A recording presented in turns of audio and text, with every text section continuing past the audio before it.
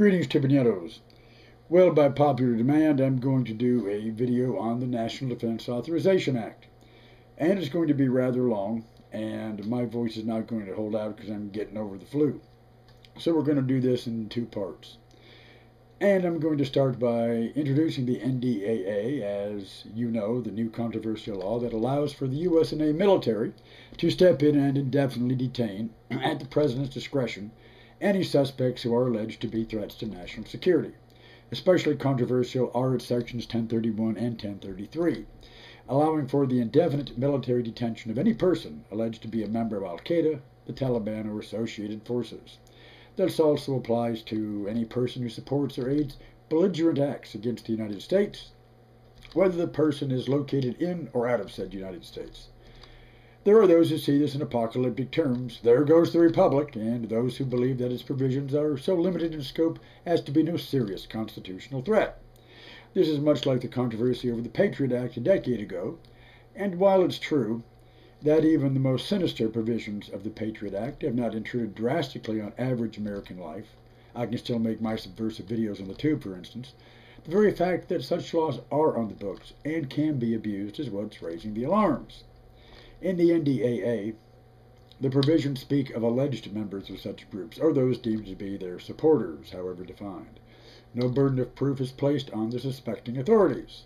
A jailhouse snitch in Gitmo who, under enhanced interrogation, fingers Mahmoud, the car wash owner in Detroit, as an Al-Qaeda owner, can have Mahmoud railroaded into custody. Due process is not even an issue here because this is preventive detention. No evidence need apply. And Mahmoud doesn't even have to be really Al-Qaeda, just a supporter. And in what does such support consist? Sending money to an Al-Qaeda affiliate, or sending money to an organization which also receives money from suspected Al-Qaeda members, thus providing a link that Mahmoud's custodians can use against him at their own discretion only. Mahmoud has no rights of defense in this. He can only hope for mercy from his captors, who will magnanimously, maybe, at a future time, open his cell door and brusquely tell him, "All right, we got nothing on you, so haul your ass." And he's to be grateful, not outraged, that he, an innocent man, is being finally released. The pre-trial detention principle has been abused shamelessly, but as long as there's no technical violation, it legally stands in this case. The potential for abuse is conveniently recognized by the FBI only insofar as they consider this an intrusion onto their turf. So does Homeland Security. It does, at least in part, legally revoke the Posse Comitatus Act, the post-Reconstruction law that bars the armed forces from engaging in domestic law enforcement. How will this actually impact the average American? If the Patriot Act is anything to go by, again, probably little in everyday life that you will actually notice as you go to the grocery store or get your beer at your local neighborhood convenience store. No more so than the Cold War National Security Act of 1947, which mandated chill-out time in Siberian gulags, well, concentration camps in Alaska, close enough, for anyone deemed a national security threat in case the Cold War got hot. Included in that category was anyone the FBI or its associated snitch organizations, like the American Legion, had on its watch list. But the point is, should such laws be on the books at all in the Free Republic of the USA? There was a time when extraordinary powers were granted to U.S. government agencies, and they were abused. One can recall the House Un-American Activities Committee and its counterpart in the Senate, which functioned as a political inquisition that could send people to jail if they refused to rat themselves or their friends and associates. We also recall, with much gagging, the CIA's wet operations, that is, its Phoenix program abroad and its domestic spying. Also the FBI, with its own counterintelligence program, targeting student and black radicals in the 1970s, like ML King's Southern Christian Leadership Conference. The abuse by unaccountable public authorities and secret police has been real, and the abuse of such statutes by the same types can reoccur. In this regard, it's instructive to recall that when the original Bureau of Investigation was established in 1908, there were also cries then of the end of the Republic. Apparently, legislators of that period stood a little closer in time to the original intent of the Founding Fathers because congressmen weren't so ready to accept the sophistries of the experts as they are today. Teddy Roosevelt's Attorney General, Charles J. Bonaparte, yes, the grandnephew of Emperor Napoleon Bonaparte, appealed to Congress in 1907 to create a permanent detective force under the Department of Justice by borrowing agents of the Treasury Department's Secret Service.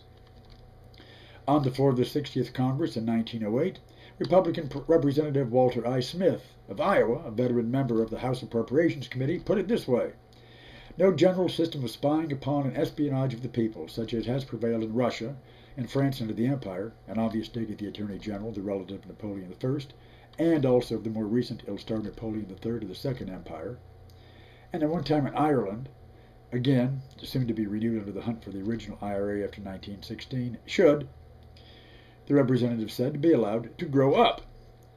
Well, Congressman J. Swagger Shirley, Democrat of Kentucky, stated, sooner or later, there would be a tendency to employ Secret Service men to dig up private scandals, that all forces have a tendency to grow, and the zeal of a good officer frequently carries him beyond the needs of the service. In my reading of history, I recall no instance where government perished because of the absence of a Secret Service force, but many there are that perished as a result of the spy system.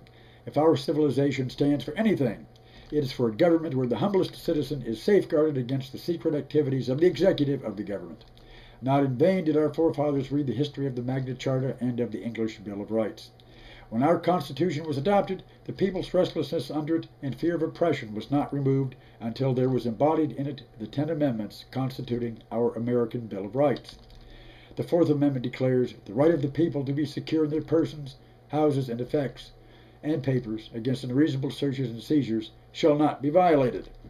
The view of government that it called into existence is not lightly to be brushed aside. Well, Democratic Congressman John J. Fitzgerald of Massachusetts, ironically the grandfather of Green Beret founder President John F. Kennedy, predicted the time would come when the secret police, either to protect themselves in their own wrongdoing or for the alleged good of the service, would contend that they had to maintain secrecy even against Congress itself.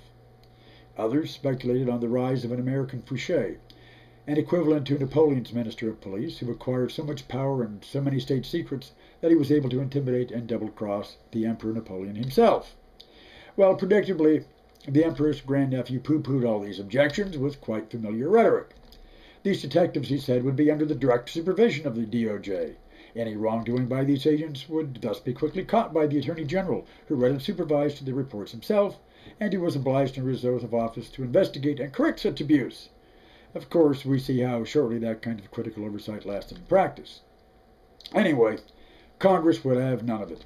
On May 30th, just before Congress expired, it voted that the DOJ could not borrow agents from the Secret Service or any other entity, public or private, for a federal police force. It then adjourned, confident that the due process of democratic representative government had laid the matter to rest. How greatly they underestimated a determined Theodore Roosevelt, the man who led the country into war 10 years before under his personal authority as vice president. On July 1st, while Congress was in recess, with the backing of a furious TR, Bonaparte, on his own authority as Attorney General, quietly established the Justice Department's own Bureau of Investigation. The justifying sophistry of the Attorney General was that if Congress wouldn't let him borrow officers, he'd create his own agency under himself. It wasn't too many months before Teddy Roosevelt was charged with spying on his enemies in Congress.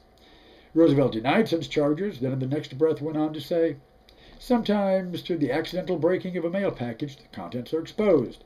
And with that as an official presidential explanation, he then published private correspondence of Democratic Senator Pitchfork Van Tillman of South Carolina.